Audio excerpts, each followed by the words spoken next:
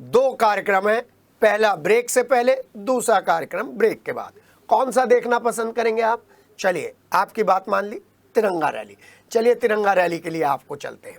Sunday special में 15 अगस्त से पहले हमारी विशेष पेशकश रहती है और इस विशेष पेशकश में एक तरफ 10 साल से मेरठ के युवाओं को देशभक्ति के जज्बे से जोड़ने वाले कमल दत्त शर्मा हैं, तो दूसरी तरफ मेरठ बार एसोसिएशन के महामंत्री राजेंद्र कुमार राणा हैं, जो इस बार पश्चिमी उत्तर प्रदेश के हाई कोर्ट बेंच के मुद्दे को लेकर प्रधानमंत्री से मिलने की संभावनाओं को साकार करने की कोशिश में जुटे हैं अपनी टीम के साथ।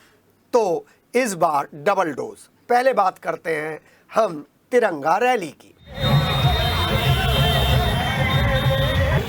तो ये तिरंगा रैली के विजुअल्स आपने देखे।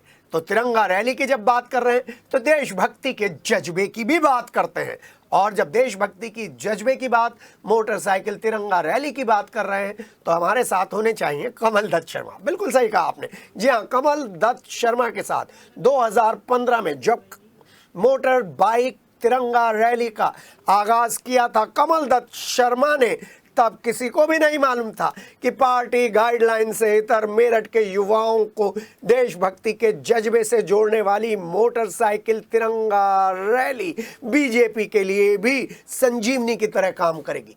एक समय मेरठ युवा भाजपा के अध्यक्ष रहे कमल दत्त शर्मा लगातार सामाजिक काम तो करते आ रहे हैं, और सामाजिक काम में हर साल वो राखी का त्योहार बनाते हैं। उनकी देखा देखी बहुत सारे नेताओं ने राखी का त्योहार बनाना शुरू कर दिया और हर साल 18 जून पर अपने बर्थडे के दिन डोनेट करते हैं ब्लड।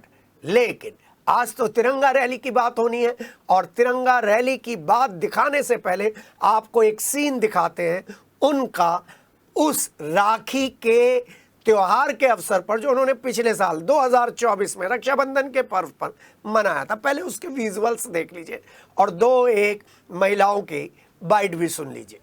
कमल भैया, आपको बहुत बहुत धन्यवाद। सारी बहनों के लिए इतनी अच्छी व्यवस्था की, भाई बहन का एक पवित्र त्योहार आपने बनाया। आपका हम कैसे आभार प्रकट करें। सभी बहनों की तरफ से मैं हैप्पी रक्षाबंधन। कमल दत्त जी जो है उनको मैं बहुत बहुत धन्यवाद दूंगी कि उन्होंने आज जो है इतना सुंदर आयोजन, बहुत ही भव्य आयोजन जो रक्षाबंधन का है, उन्होंने आयोजित किया। चलिए, ये सब चीजें आपने देख ली। हमारा मोटिव है सिर्फ आपको इस पखवाड़े में, जो अगस्त क्रांति के नाम से जाना जाता है, इस पखवाड़े में देशभक्ति की बातों से जोड़ना, अपने अचीवमेंट के साथ जोड़ना। तो कमल दत्त शर्मा से सीधे बात करते हैं। कमल दत्त शर्मा मेरठ से बीजेपी शहर विधानसभा के प्रत्याशी रहे हैं, हमें बताने की जरूरत नहीं है, लेकिन बीजेपी के शहर के प्रत्याशी रहने से पहले उन्होंने मेरठ के युवाओं को न केवल तिरंगा मोटरसाइकिल रैली के माध्यम से देशभक्ति के साथ जोड़ा था, बल्कि हिंदू मुसलमान सिख ईसाई एकता का अद्भुत संदेश भी दिया था। आइए उनकी 10 साल की इस सफल यात्रा के बारे में उन्हीं से जानते हैं, कमल दत्त शर्मा से जानते हैं इस तिरंगा रैली का आइडिया कहां से आया था और कैसे 10 साल तक सफलता के साथ उन्होंने इसे चलाया। बात करते हैं। आज का ये इंटरव्यू बनता है, आज का इंटरव्यू इसलिए बनता है क्योंकि बीजेपी को जन जन तक पहुंचाने में मोटरसाइकिल और तिरंगे के जरिए मेरठ में जिस व्यक्ति ने प्रमुख रोल निभाया है उनसे बात नहीं करेंगे तो फिर आज का दिन इंटरव्यू के बिना नहीं चलने का। कमल दत्त शर्मा, जी हाँ, शहर विधानसभा के प्रत्याशी रहे हैं। वो अलग बात है कि इतने संघर्ष के दौर में भी पार्टी को जिंदा रखा शहर विधानसभा पर, और अब जब 10 साल हो चुके हैं तिरंगा यात्रा को, तो ये इंटरव्यू बनता है। हमारे साथ कमल दत्त शर्मा है, क्योंकि आज की तिरंगा यात्रा मोटरसाइकिल के जरिए मेरठ के नए पुराने शहर में जब दौड़ी तो हर तरफ से वंदे मातरम, भारत माता की जय, और आगे थे तिरंगा लिए हुए कमल दत्त शर्मा। आइए बात करते हैं कमल दत्त शर्मा से इस 10 साल के सफर पर। नमस्कार भाई, और 10 साल की सफलता तिरंगा यात्रा के साथ, मोटरसाइकिल के साथ आपको शुभकामनाएं दे रही है। बहुत बहुत धन्यवाद भाई साहब। कैसे सोचा था कि तिरंगा यात्रा मोटरसाइकिलों पर निकालेंगे? मोटरसाइकिल तो स्टंटबाजों के लिए थी। ऐसा है भाई साहब कि शुरुआत की जो हमारी बाइक रैली थी वो अमर उजाला ने शुरू करी थी, तो वहाँ से मुझे अपने मित्तल साहब हैं, उन्होंने मेरे से संपर्क करा। उन्होंने कहा कि ये पर बाइक रैली निकलेगी, आप मीटिंग में आप आइए। हम वहाँ पर गए तो जिम्मेवारी बाइक रैली की हमें मिल गई और वो बाइक रैली बहुत अच्छी निकली। उसके बाद फिर 26 जनवरी जब आई तो फिर एक बाइक रैली हमने अपनी निकाली, तो वो बहुत उसमें संख्या शामिल हो गई और होने के बाद में वो लगातार 1 साल में 2 निकलती रही। और उसके बाद में ये बाइक रैली का मैं केंद्र हूँ, मेरे द्वारा इसकी समय तय होता है कि भाई जो 15 अगस्त है उससे पहले का जो संडे होगा उसके दिन ये निकलेगी। तो जैसे आज संडे था तो आज ये निकली है, लेकिन युवाओं का जो एक खुद का संचार है वो इस रैली का इंतज़ार करते हैं। और देखिए इतनी ऊपर वाले की कृपा है कि और भी रैली निकलती है। बात भीड़ की नहीं है सर, बात अनुशासन की है और जज्बे की अनुशासन की है। जज्बा तो ये उद्देश्य है इस आयोजन का, वो ये है कि जन जन तक हमें अपने राष्ट्र प्रेम को जागृत करना है। देखिए हम जिस पार्टी के कार्यकर्ता हैं, भारतीय जनता पार्टी के हम कार्यकर्ता हैं और हमारा जो काम है वो इस देश के अंतिम व्यक्ति तक राष्ट्रवाद की अलग जगाना है। ये हमारा मिशन है, ये हमारा विचार है हमारा। इसलिए पार्टी में कोई अधिकृत, कोई इस पार्टी का कोई मालिक नहीं है, इसका विचार मालिक है। इसलिए जब भी कोई बन जाता है उस विचार को लेकर आगे चलता है, हम सब उसके सामने नतमस्तक हो जाते हैं और हमारे विचार को आगे बढ़ाता है। तो इसीलिए ये जो रैली है ये जन जन तक राष्ट्रवाद को जगाती है।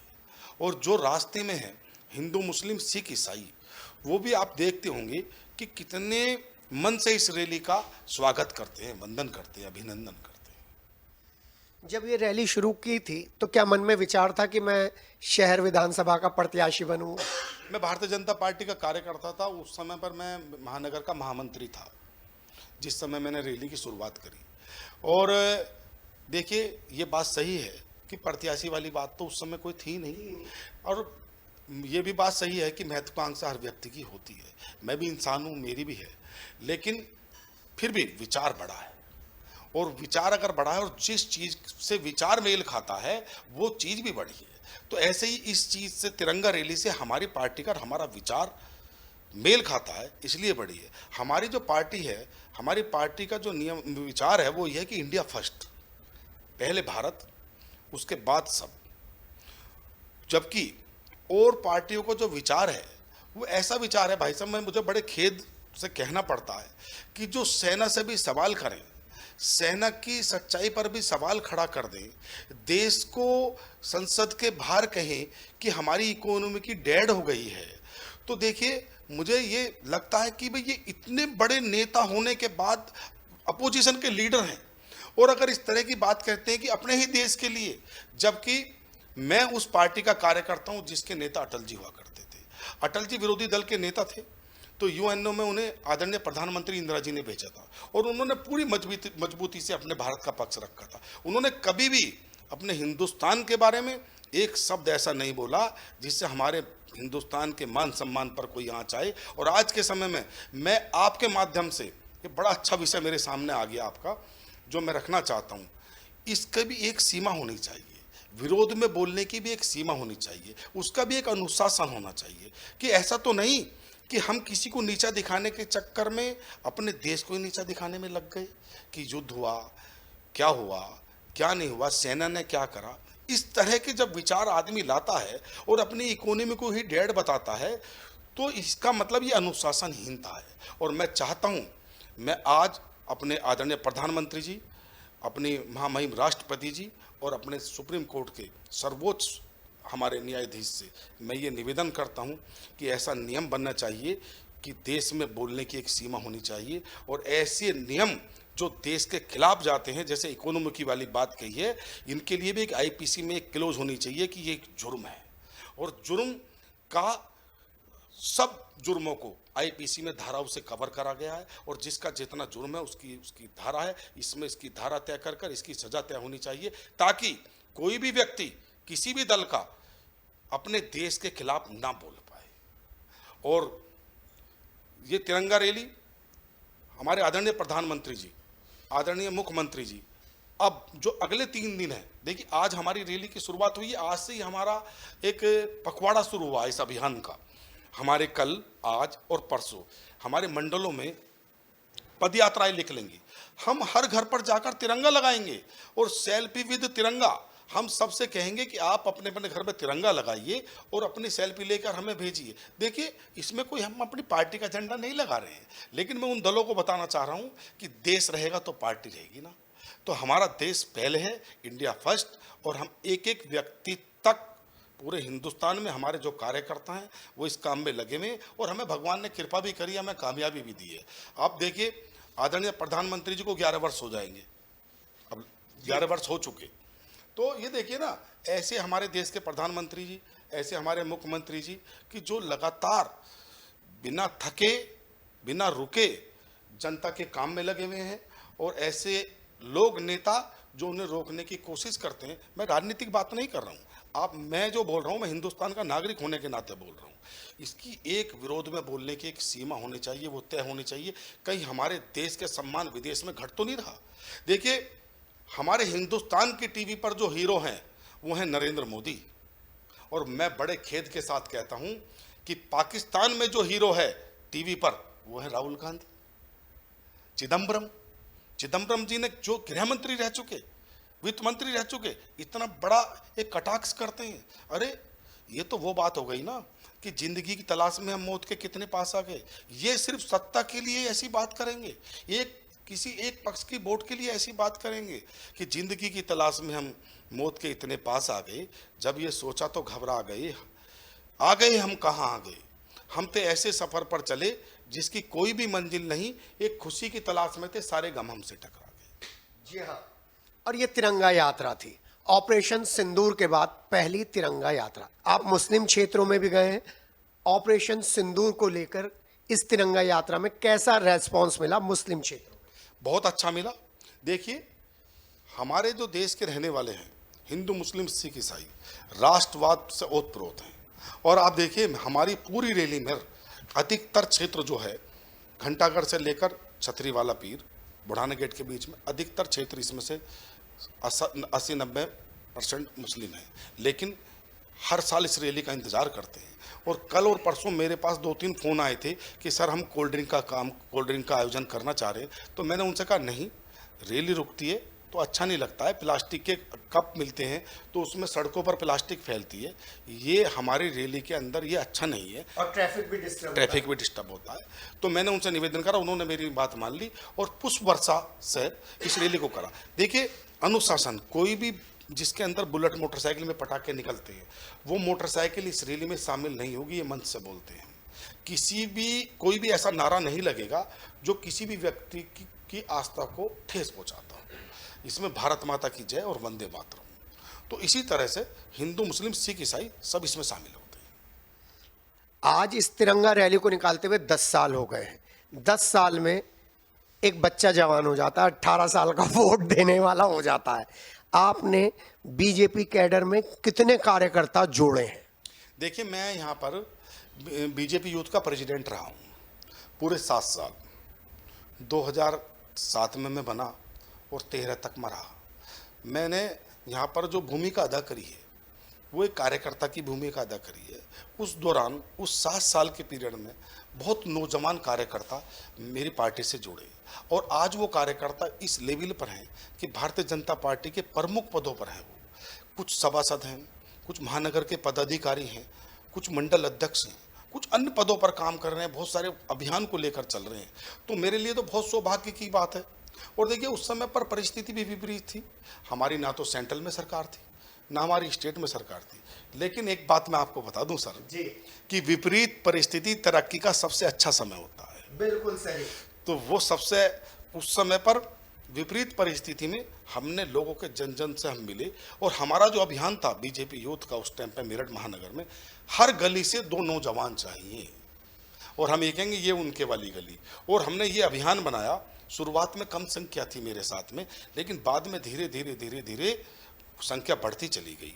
देखिए, मैं उस पार्टी का कार्यकर्ता हूँ जिसमें पंडित दीनदयाल जी ने कहा था कि किसी भी कार्यक्रम को सफल बनाने के लिए कम से कम एक व्यक्ति की जरूरत है। एक ही व्यक्ति चल देगा, और उसका अगर उद्देश्य उसका पवित्र होगा तो ये गारंटी है कि उसके साथ समूह जुड़ेगा।